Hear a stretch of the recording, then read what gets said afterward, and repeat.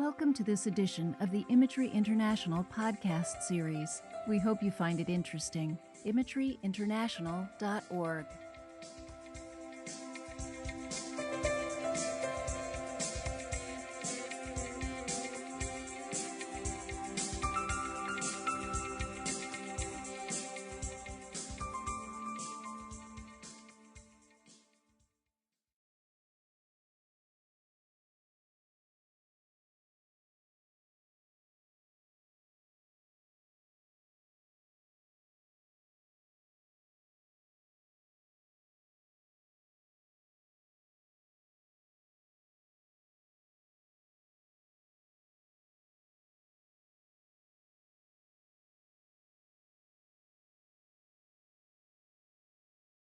I'm the host for today. This is Susan Ezra. I'm the membership chair of Imagery International.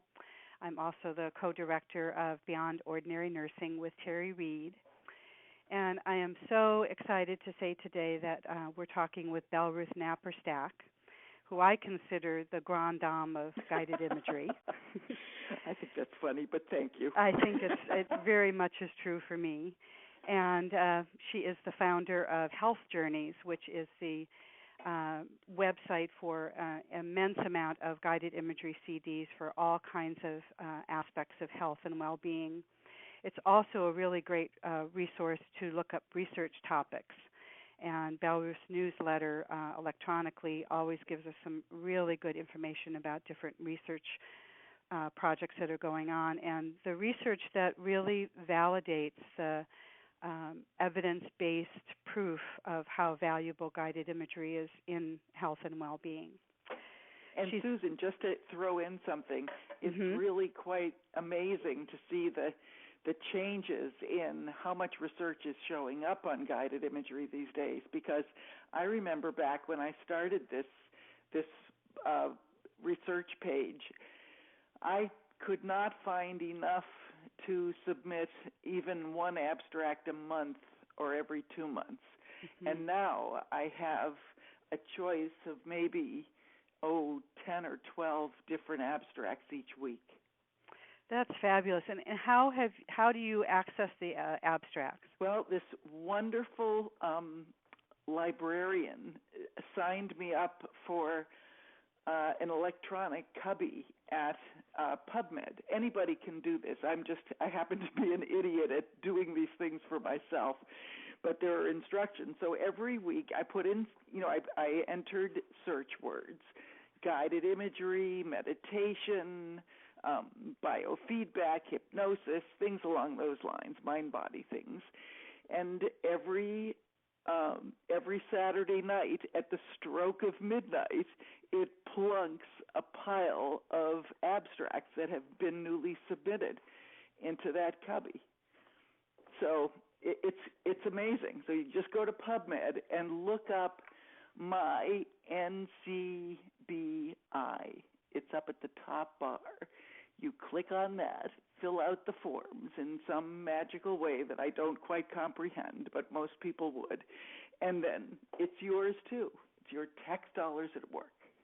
Well, that's excellent tip just to start off right off the bat. It's a great resource. Excellent.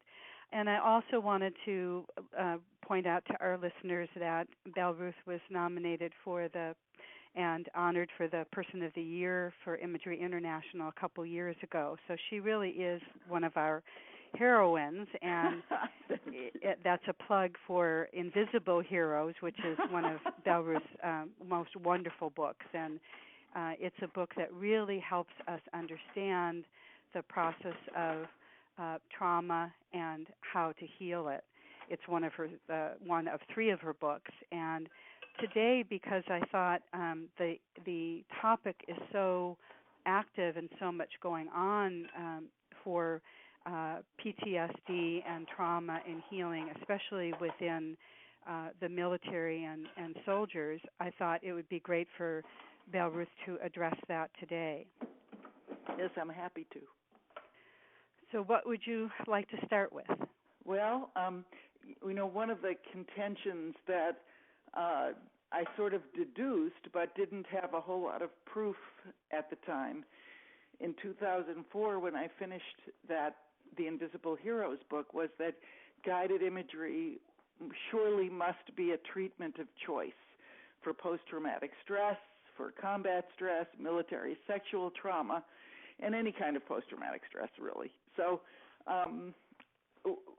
what I discovered since then is that that's absolutely the case. We've had some research with veterans at the Durham VA hospital with military sexual trauma and combat stress. We've been doing studies at Fort Sill, Oklahoma, with active duty military just coming back from Iraq and Afghanistan. And we have studies for, sleep disturbances and other post-traumatic related inconveniences, to say the least. And all of it has been showing guided imagery as a really strong intervention for this.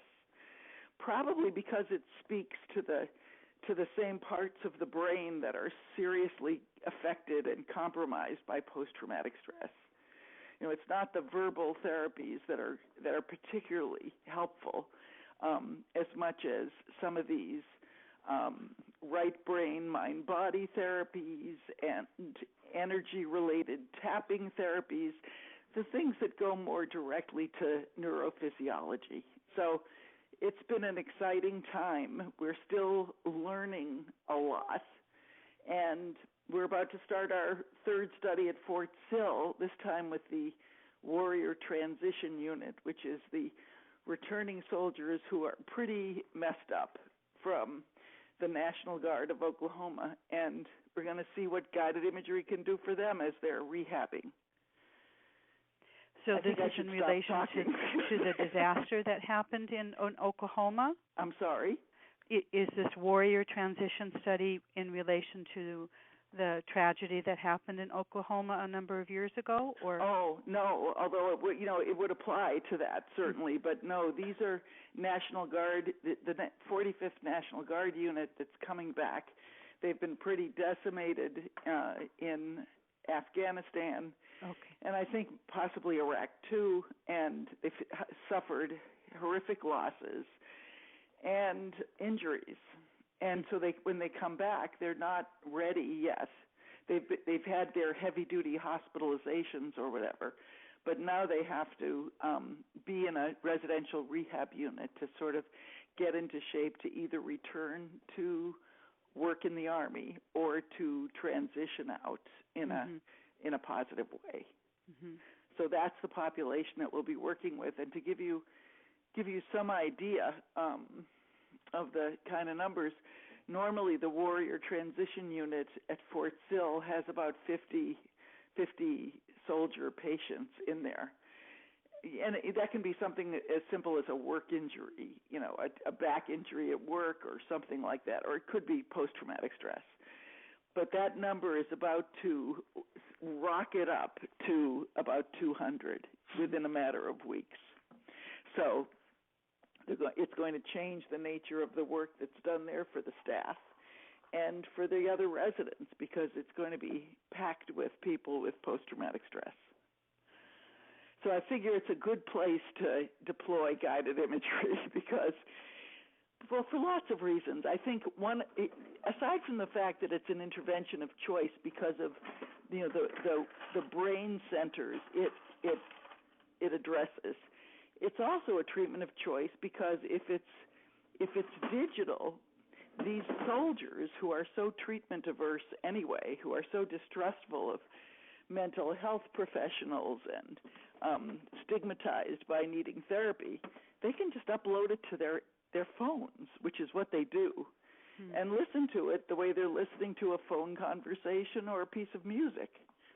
So they get to have privacy that's not stigmatized, and they can use it anytime they need it. If they start to get a panic attack in the middle of the day, they just call the phone. They just pull out their phone and call up their guided imagery.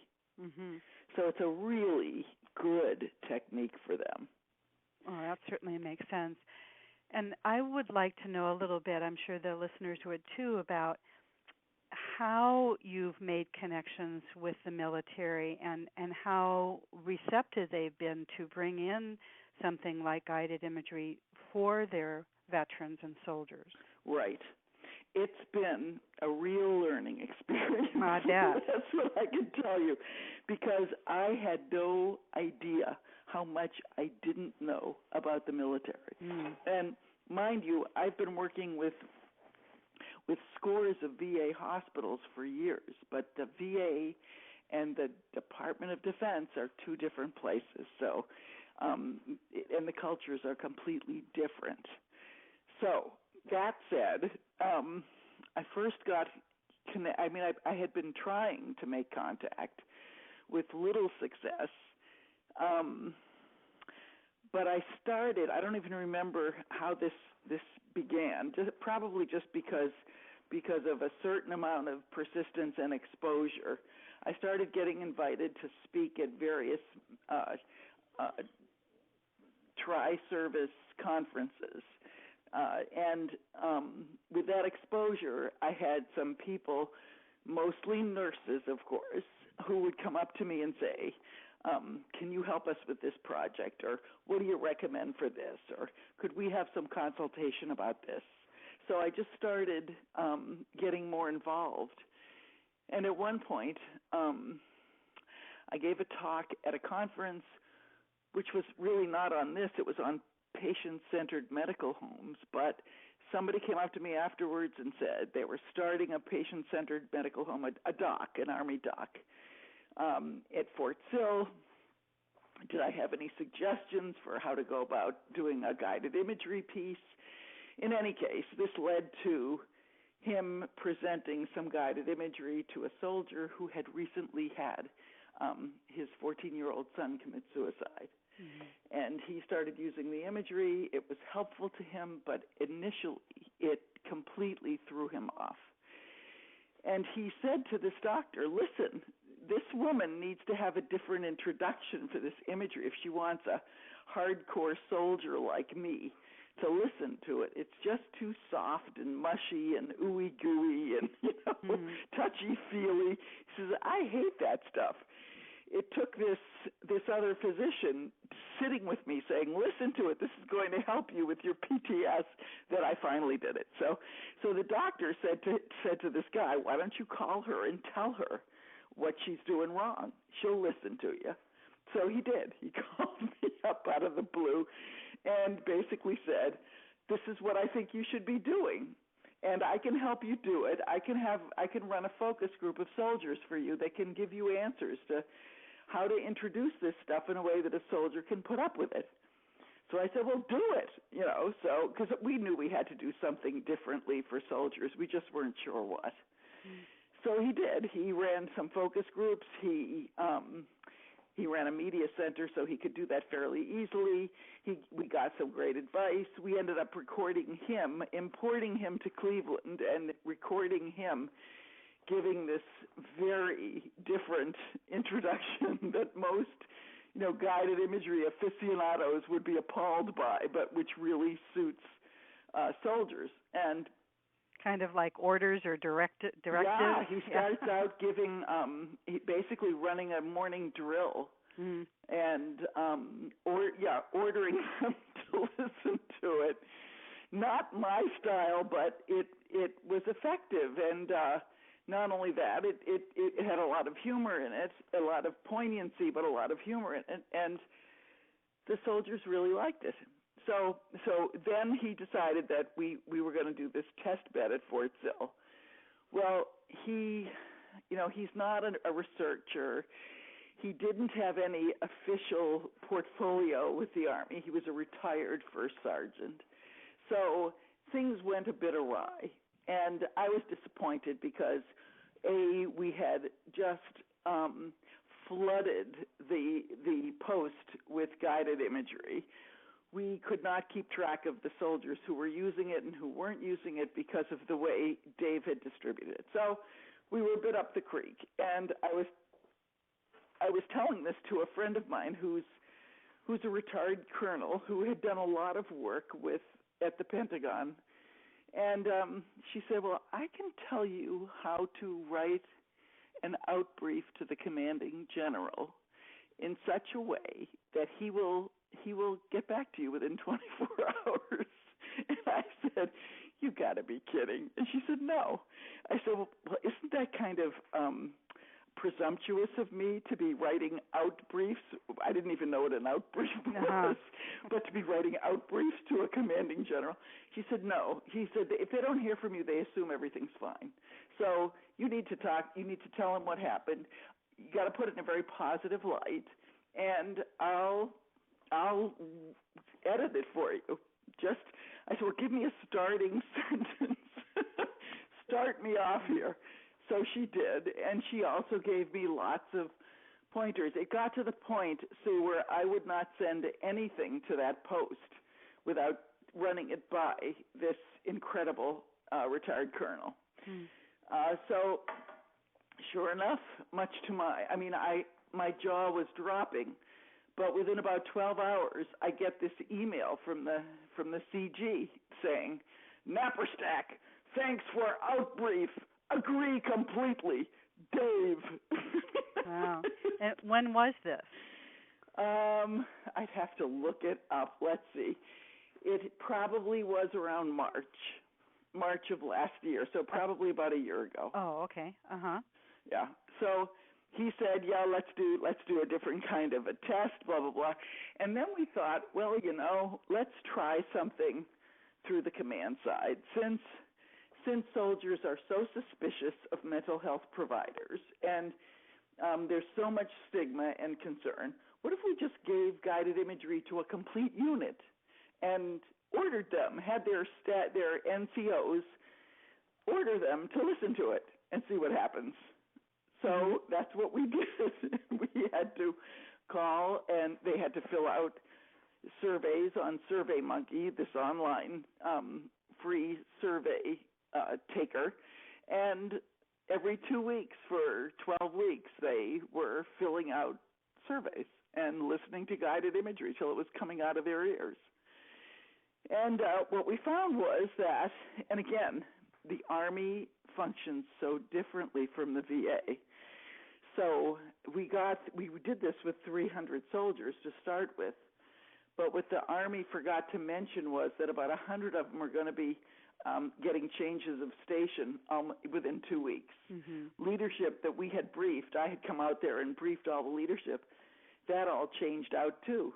So it was a less than ideal situation, which I'm beginning to think is maybe just the way the Army is for doing this sort of thing. Yeah. So you can get big numbers easily, but people turn on a dime. They just keep changing things, and you have to be there on the ground, or you don't know what the heck's going on. That said, we still got some very useful and interesting findings. I was just out there, actually not even a month ago, presenting them to the commanding general, and basically now we're going to try to work with this warrior transition unit. But even when soldiers are ordered to do this, they resent it. Half of them don't really do it. But of the half that do, and these are not soldiers who are particularly pegged as having post-traumatic stress on purpose. It's just your typical soldier coming back from sometimes just a training mission, or sometimes well within the green line and the green zone, and they're not in danger. They don't have that kind of combat stress. But so with just a garden variety selection of soldiers who had been on a fairly tame assignment, about 20% got significant benefit, even resenting the fact that they had to listen. So that was cool. That was good to know. And that was self-evaluated, that they filled out. These were evaluations that they filled out. We came back, and they were also compared with external data, with behavioral data that's recorded by the XO on terms of, trouble, getting in trouble with the law, drinking, marital issues, work absences and tardinesses, things like that. So And we outbriefed several of the soldiers when we came back there just to get their experiences of what this was like for them, and that was very useful too. So the data wasn't clean as a whistle. I was really disappointed. I called the commanding general's office to say, look, this is not going to be the gorgeous, riveting data that I thought I was going to have for you, but it's still pretty interesting, and it tells us stuff, and I think it could still be useful to you. But I hope you're not expecting to hear just, gorgeous stuff, because I don't have it. And the chief of staff's response to that was, do you know how many people come in here saying they got gorgeous, riveting PowerPoint? It's refreshing to have somebody call and say, we don't have such great data, but we still think it could be useful to you. So that's the Army. The language is different. The norms are different. The humor's different. And if you're not sensitive to that, you will be out on the street before you know what happened. Well, that's why it's so phenomenal that you've been able to make some inroads. Only because I had help from insiders who were kind enough to tell me, don't say that. Take this out. Put it like this. Don't use that term. By the way, they hate post-traumatic stress disorder. They're not particularly crazy about post-traumatic stress, but the disorder word is like a swear word to them. Mm-hmm. And they don't even like wounded warriors as a phrase, mostly. So you have to be careful the terminology that you use, that you're not offending people or insulting people or disempowering people. And chances are we don't even know what those things are. Mm-hmm. So you got to assume ignorance and get somebody to help you. That makes a tremendous amount of sense, that you'd have to really get them to buy in on their terms. Absolutely. Mm-hmm. I mean, when has it ever been otherwise in any system? It's just that we understand some systems and better than others. Mm-hmm. Like you would know how to go about getting an intervention into a hospital. The Army is something completely different, and an Army hospital, something different. Real separate world, mm-hmm. Yes. Mm-hmm. But there does seem to be a real interest in some areas of the military to acknowledge that there is such a thing as stress from the traumatic experiences that these soldiers go through, especially now in, from Iraq, if Afghanistan, and, other places as well. Oh, so there's more than an interest. At least the window's open. It's not even a window. It's a garage door. No. They're desperate. Mm. They know. This whole institutionalizing of comprehensive soldier fitness and resiliency training is a major. That's Army-wide, and that's an acknowledgement that soldiers, need to deal with stress. Maybe preventatively, but certainly all along the line. And their best shot at doing this is to not put it in therapeutic terms or as symptoms and problems and things that need healing, but as skills training. So they call it resiliency training. They're teaching the same stuff. They're teaching guided imagery and breath work and relaxation and self-hypnosis and some energy tapping techniques sometimes even, but they're not calling it therapeutic techniques or interventions. They're calling them skill sets. Mm-hmm. Yeah, that's smart. Yeah, yes. That makes a lot of sense. Mm-hmm. Yeah. So I think we're getting some really good results.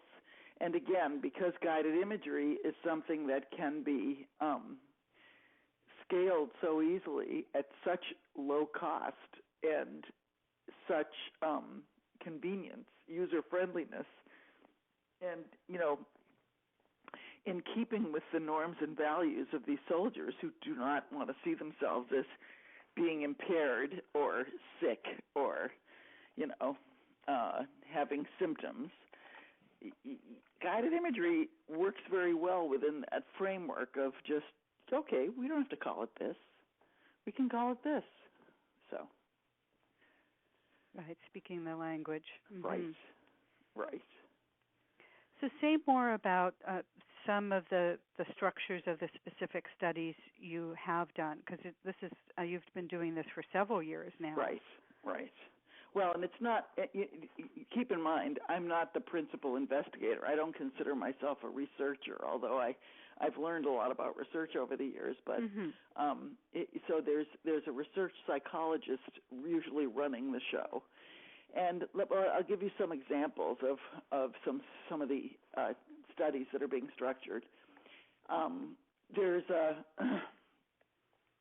the early studies at Duke were randomized and controlled clinical trials. So they had, guided imagery group and one intervention arm and music only controls in the other arm. And started out that people were getting guided imagery that they had to listen to a half hour a day, 5 days a week for 12 weeks. They got very good results from that, but they also found that people were dropping out after 8 weeks. And they were dropping out mostly because they were better.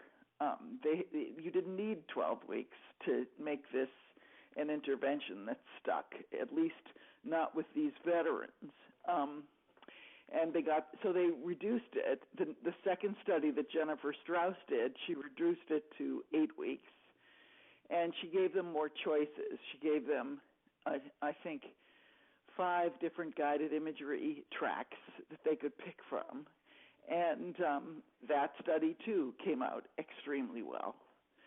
Now, the study that we did at Fort Sill, well, I'll talk about the second one because that was much better designed. That was basically all the soldiers, they were all coming back from Afghanistan and Iraq at roughly the same time. We picked 300 from the same unit just randomly, and half of them got guided imagery. They were ordered to listen to the guided imagery, and half of them were not. They all were getting resiliency training as usual. That's a week of really intensive tools and tricks for self-management of mood, energy. So a lot of stuff that we all know how to do. And then every 2 weeks, these folks had to fill out a survey on SurveyMonkey. And the difference. There was a significant difference with this study. There wasn't somebody calling once a week to say, how's it going? That was critical. We really need to keep doing that.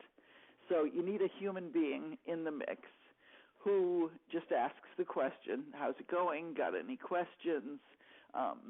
Any reactions you want to run by me? So the Jennifer Strauss studies all did that. We did not do that. We were about to start doing that again with this Warrior Transition Unit. The other study that's going on, interestingly enough, I got to tell you about another one too that's really great. But there's a wonderful chaplain named Terry Sparks who has skills in guided imagery, healing touch, Reiki, EFT, EMDR. I mean, she's a real collector of quick, effective tools that soldiers will use and veterans will use. So she's doing a study that is combining guided imagery with healing touch for returning soldiers. She's replicating a study that was done by Mimi Guarneri and Eva Stewart at Scripps Hospital with Marines. They got very good results. They're just getting around to writing up that study, which has been a long time in coming, but they are. So Terry is doing that right now with these active duty soldiers. And the other thing that is going on, which is a brand new study out of there's a big VA research center in Orange, New Jersey. A woman named Anna Rusowitz really designed such a smart study. This is basically a program with an evaluation. She basically calls up, veterans who are having difficulty all over the country. This study is going to have, I think, 1,200 of them. And she basically asks them questions about their learning styles, their preferences, whether they're audio or video loving people, whether they're like sitting or moving, how they learn. And then she puts together a kit for them made up of guided imagery or mindfulness meditation or a yoga DVD or just a host of different things. And depending on what the soldier answers, that's what she sends in the kit. When I had talked to her a couple of weeks ago, she had just started the pilot, which was going to be of 25 people, and she had put together 15 kits.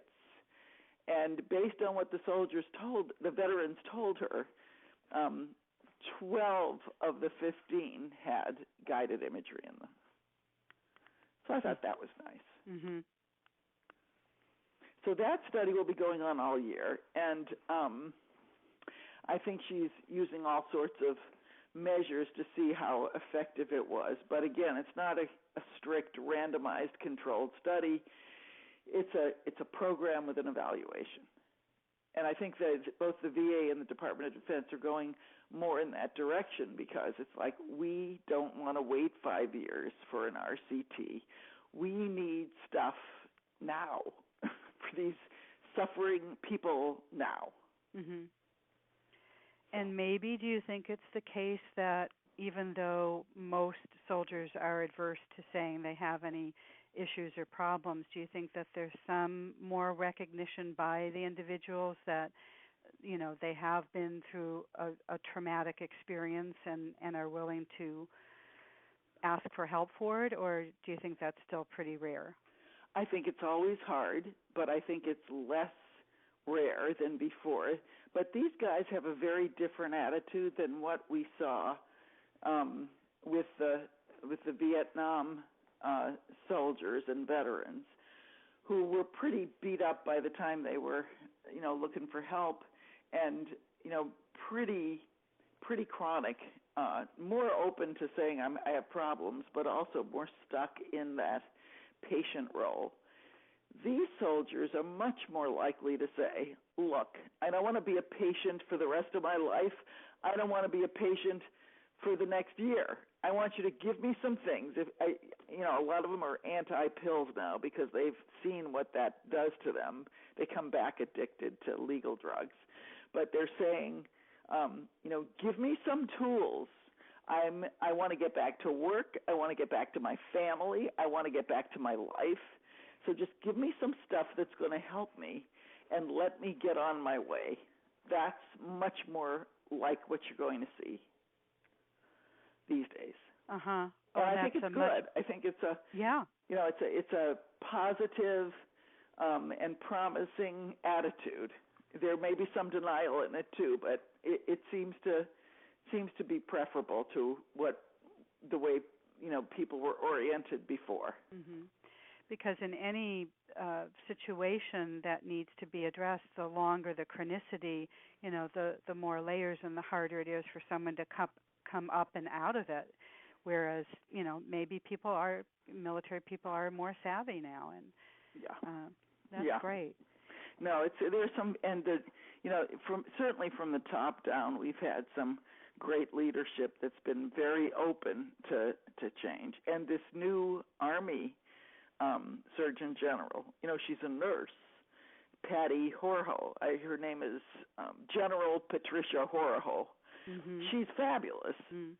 And she's got a complete, it's like whatever it takes, and it can't be too weird sounding. If it works, it's fine with me. Mm-hmm. On your recent Health Journeys email, you gave a real interesting reference to the Israeli Defense Forces doing a study with with aroma, with senses, with yes. a sense of smell and the sensitivity of.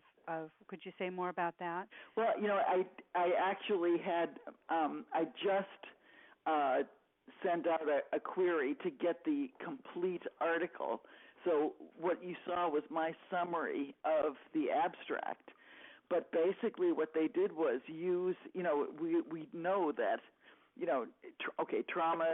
traumatic experience is based in the primitive centers of the brain. Mm-hmm. That's why talk therapy is so crappy at getting at it. And, of course, the most primitive sense we have is our sense of smell. So the fact that that they're using sense of smell as a way of reconditioning people against these, terrible odors that they remember from the trauma. Burnt flesh or rotting flesh are usually the two that you hear the most about, but terrible smells that they can't get out of their heads. And basically what they do is condition them with a positive scent and get them to substitute that when they're having their recall. They do prolonged exposure basically, but it's based on sense of smell. Mm-hmm. Yeah, so they start with a pleasant aroma and a state of calm. They cultivate a safe place. It says here, I'm looking at the abstract, and that right. they then develop mastery over the anxiety, and then they can begin to desensitize the negative smell. Right. Well, the stuff about learning to be detached, that's true for any kind of prolonged exposure. So that's just sort of standard operating procedure. Mm-hmm. But what's different is that they're focusing on the sense of smell, and the imagery has to do with smell. And I think that's a stroke of genius to do that, because sense of smell is so tied in with that. Yes, it is one of the most primitive senses, and of course the aromatherapy people would love this connection. So yes, that's great. Yeah, they surely would. Yeah, no, so it's been exciting. It's been great to see that that the Marines have also, by the way, there's a program that the Marines use guided imagery for all over the country. There's a MedCell call center, a crisis call center at Quantico, and basically what they do is ship out guided imagery to all of these Marines who some of them are holed up in the basement with their weapon and won't come out. Things of that order of magnitude. And you can talk to them on the phone, but you want to send them something, so they send them guided imagery on playaways where they can just, it's a self-contained unit, they can play it themselves and self-soothe, start teaching themselves to do some self-soothing, so that's exciting too. The Marines have been very strong with this. We've done a lot of work with the Navy, but not quite as much, probably just because, it's usually just a matter of who you know and who suggests what. But so less so with the Navy and the Air Force, but lots with the Army and the Marines. Mm-hmm. That's good. It's phenomenal. It really is. And there are some good connections with the John Kabat-Zinn model of mindfulness meditation, and I know of another person and approach called iRest. Yes, Richard iRest, Miller's which is really guided imagery. It's not yoga; it's imagery. No, it's really based on an ancient yogic practice. Okay. Called Yoga Nidra, but it is imagery and relaxation. It is. I've been in lots of those Yoga Nidra and iRest sessions, and I said, wow, this is guided imagery. This is cool. Those yogis knew what they were doing thousands of years ago. Certainly did. No, it's very exciting, and people are coming up with new therapies, new combinations of things that work. I mean, I think it's been just wonderful how much how much people are feeling permission to be creative, come up with some techniques, try them out with people in a respectful way, and add it to the store of knowledge and available resources. It's great. Mm-hmm. And the one great advantage of your guided imagery and many of us who have our own CDs is that it is something very inexpensive and portable and easy for someone to utilize themselves. Yes, and private. I can't private and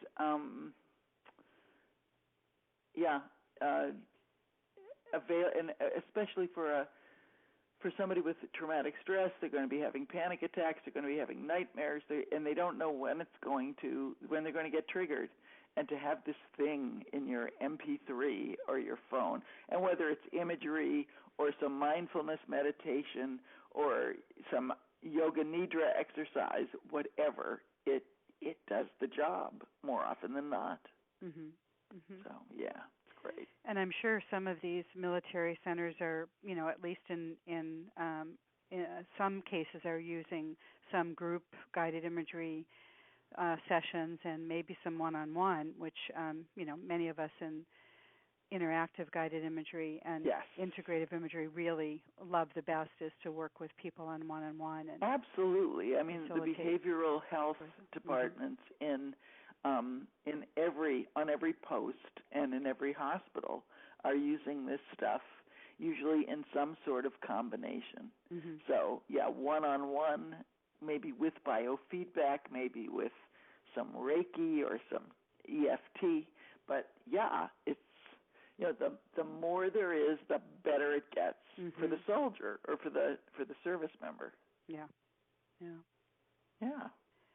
So to broaden out the subject, are you doing any other studies with post-traumatic stress in general, or anything else you'd like to add to the general discussion? There are always a bunch of studies that are going on at any given time where we just basically say, sure, you want some downloads for your study, fine, but we don't track them anymore because there are so many of them happening now, which is great. Mm-hmm. But so I know we have stuff in cancer centers.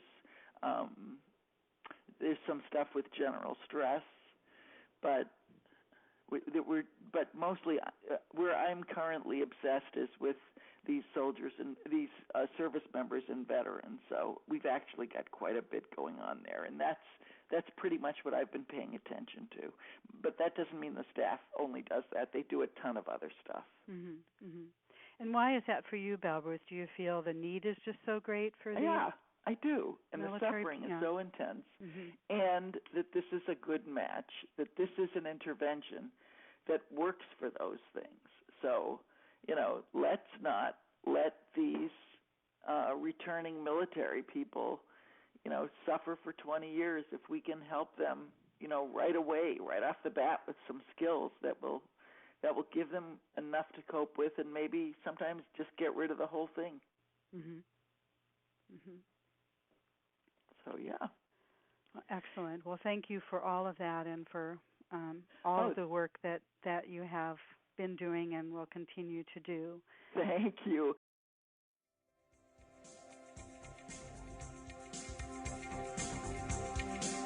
Thank you for joining this Imagery International podcast. The music in this piece is provided by Shantha Shri.